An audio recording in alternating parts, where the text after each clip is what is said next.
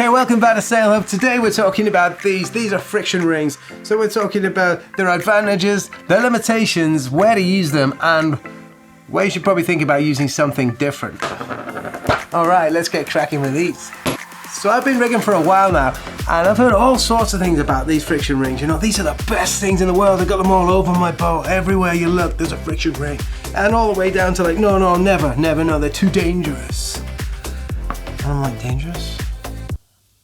That's a bit of a strong word. Anyway, we'll cover that as well later. Now, I think we start off with where they came from and what they're for. So basically this is a replacement for a block.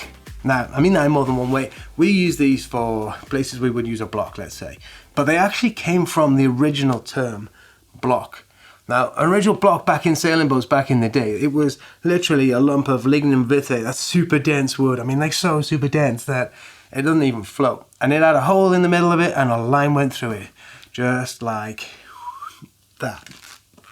So this was wood. So Untitled, an Italian sort of manufacturer of sailing products, came up with the idea of, why don't we just make an aluminium one of them old school blocks? And there she is, anodized aluminium with a nice curve. That's a friction ring. Simple. So the advantages of these, I mean, before we go any further actually, like I said, they were made originally by Untitled, and this is the Barton one. I think every single sailing company's probably got a friction ring named somehow, but they're all pretty much the same. There is different sort of things going on. The coatings are different and the likes, and so some will last longer, some will have less friction, you know, some will have slightly different radiuses. What is important though is they're all available in different sizes, and it says on them what size you should use as for where. But let's talk about their advantages. Now I would say for a start, they're super cheap, like way cheaper than a block. I mean, there's no moving parts, so it's going to be cheaper. It's easy to manufacture as well, so pretty cool. Yeah, definitely cheap. Now the next thing is, I would say footprint. They're really small, so if you've got a whole bunch of, I don't know, the mast foot or something like that, or you're going to put some along the deck to do something, you don't necessarily want this great big block. Now, they obviously deal with huge loads quite well, so like dynamic loads and, you know, static loads they'll deal with really well. So you can now have something this size instead of, you know, a 100mm block or something. So it's very good for saving space. Other thing is with them, they can be, let's say, cow hitched into places like this. So, you know, you don't necessarily have to have something that you could attach a shackle to. You could lash something smaller, let's say, directly to a stanchion and run your furling line through there, let's say, you know, just done. Now, that is taking up minimal space from your deck. Really good for that. Now, weight is obviously another thing as well. So, super light if you're into racing and you're after that sort of thing, then weight's a good way to go, save some of that. So I'd say all in all, the cost, the low profile nature of them, the weight and the flexibility of their use is what makes the friction ring a viable option. All right, so the limitations of the low friction ring are, ironically as it might sound, friction. So basically, you know, these things are absolutely awesome at deflecting energy and moving the way a rope works perfectly. But the problem you're going to have is of course friction. So let's just say that the rope runs through like this and we have a deflection angle on the rope like that. This is cool.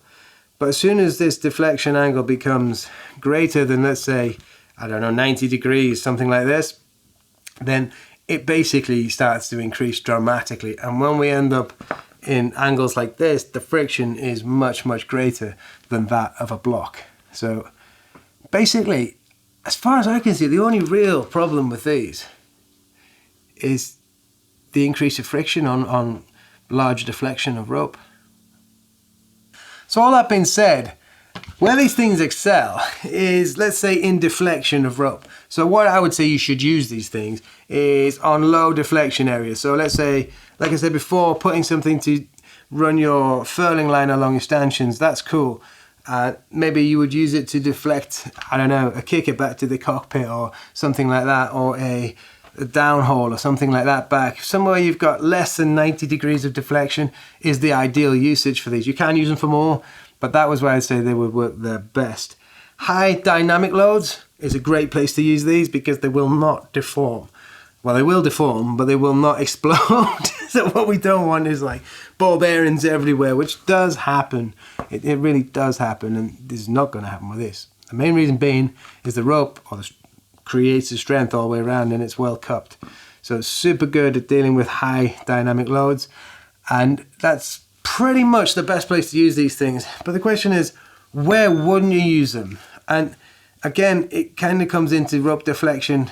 Any more than that 90 degrees, you're getting that huge amount of, friction building up through high deflection, So when you've got this sort of deflection like this, let's say a spinnaker sheet, when this is got loaded up and maybe you've even got too much sail area up and you're trying to ease this out gently, you'll find it jerks through the ring, and then the whole rig's gonna pulse and shake and pump. And that is basically where people, many people have said, I don't like them, they're dangerous. They create this jerky feeling, there's too much friction in them. So it depends on your boat size and the forces going through the ring. But basically, high loaded areas where you need fine adjustment and extreme angles of deflection, probably not the best piece of kit for the job.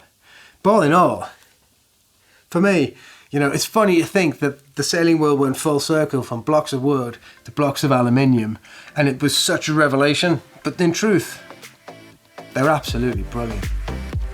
So that's Sailup's thought on the low friction ring. Now the thing is here, it's kind of, what we want to do is find out what you think about low friction rings, where you use them and where you think a block might be a better alternative. So leave a comment down below. Let's start a community chat about this, figure out where the best places for these are and the best places for blocks are.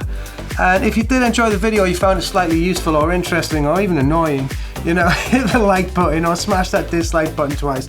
We'd love that, but we'd also really, really appreciate if you'd subscribe to the channel. We've got a whole bunch of videos we're going to make, and we really want to make this possible, and that's how we do it.